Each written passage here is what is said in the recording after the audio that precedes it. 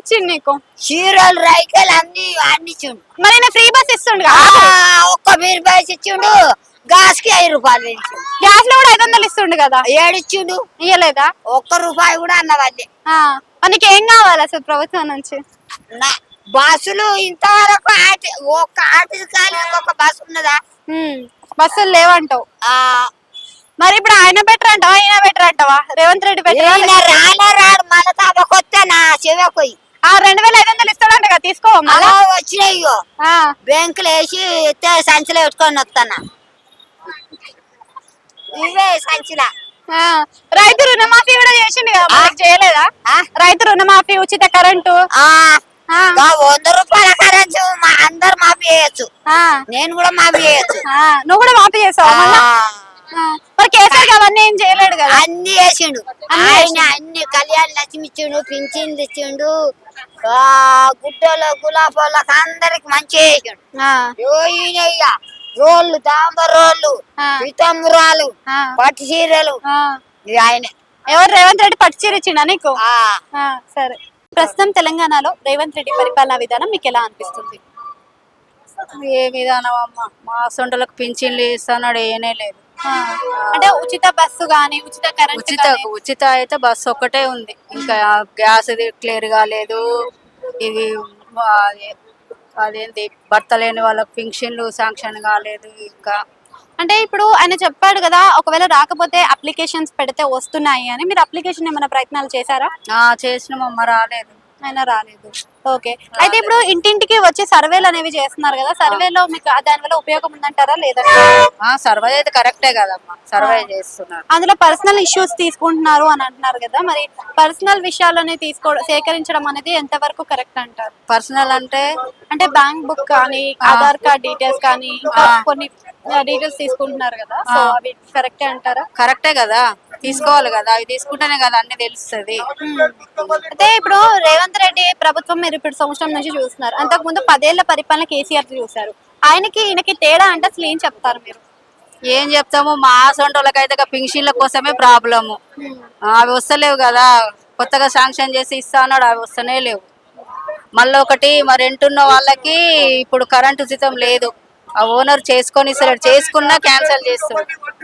నమస్తే, thank you. Bill తగ్గింది, bus free. అంటే ఇప్పుడు ఆయన చేసే పరిపాలన విధానం మీకు ఎట్లా అనిపిస్తుంది? రేవంత్ రెడ్డి పరిపాలన విధానం మంచిగా ఉంది, మంచిగా చేస్తుంది. ఎట్లా మంచిగా అనిపిస్తుంది అసలు? ఏ విధంగా మంచిగా? ఏంటంటే అప్పుడు కంటే ఇప్పుడు కొంచెం బాగానే బెటర్ అనిపిస్తుంది, అన్నిటికీ మంచిగా చేస్తుంది. ఓకే. అంటే అప్పుడున్న పరిపాలనలో మీకు ఏం నచ్చింది, ఏం నచ్చలేదు? అప్పుడు అంటే పింఛన్ అట్లనే ఇచ్చేది, ఇప్పుడు కూడా అట్లనే ఇస్తున్నారు. ఇంక ఇప్పుడు కొత్తగా కదా మంచిగా చేస్తుండని నమ్ముతున్నాం. ఎందుకంటే ఇది కూడా 2 లక్షలు మాఫ్ చేస్తుండు కదా, రుణమాఫీ జరిగిందా? మాకు లేదులే, మాకేం లేదు. ఉచిత కరెంట్ అందుతుందా? అందుతుంది.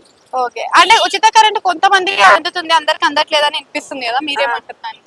మాకైతే అందుతుంది. ఉచిత బస్సు వల్ల ఉపయోగం ఉందంటారా లేదంటారా? ఉంది.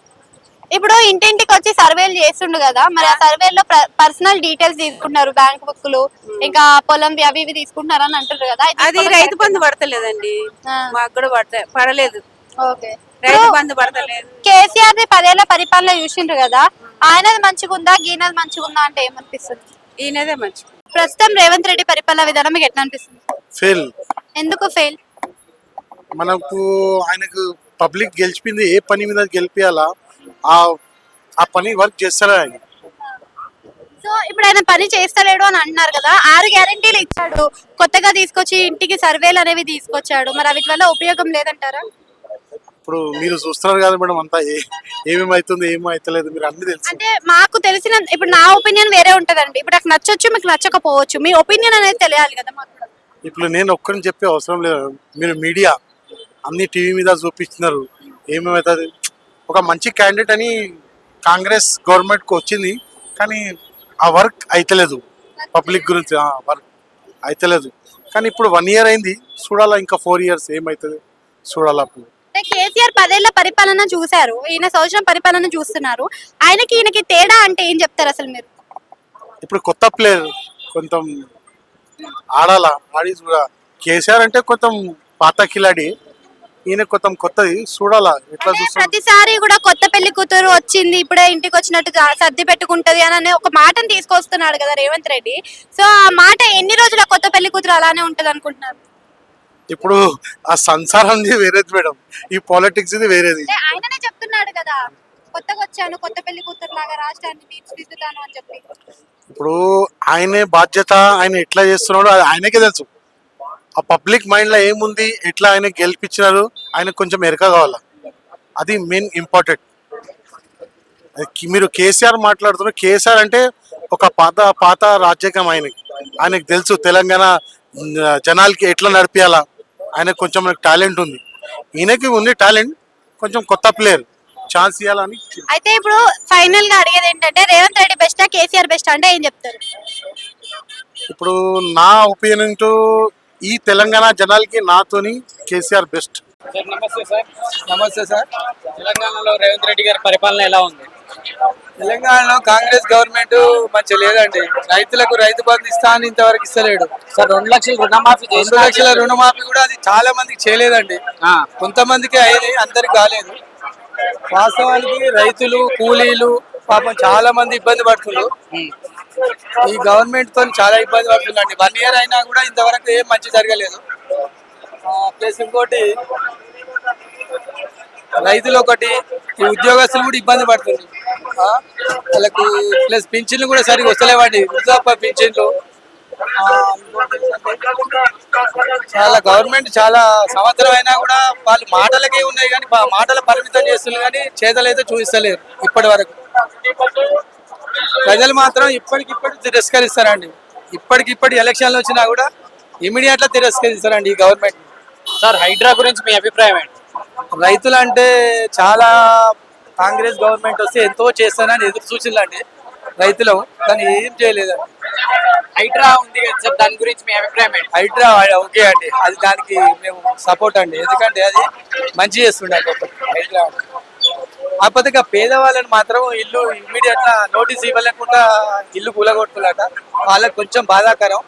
కానీ ధనవంతులను కూర్చున్నా ఏం కాదండి. కేసీఆర్ గారు బెస్టా ఈయన బెస్టా?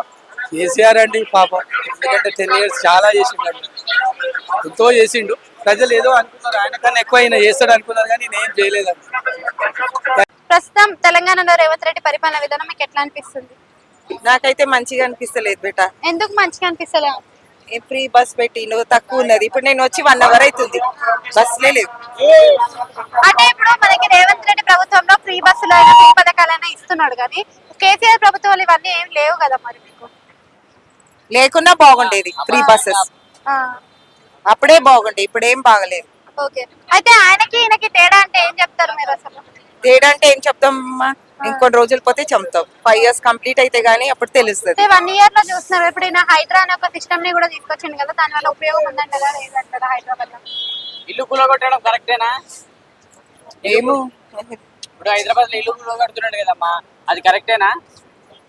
ఏమో బేట, నాకు దాని గురించి సరిగా తెలియదు. ఇప్పుడు మీకు ఫ్రీ సిలిండర్ అవన్నీ వస్తున్నాయి. ఏం వస్తలేదు, అన్ని చెప్పిండు కానీ ఏది వస్తలేదు. కరెంట్ బిల్ ఫ్రీ అన్నాడు, అది కూడా వస్తలేదు.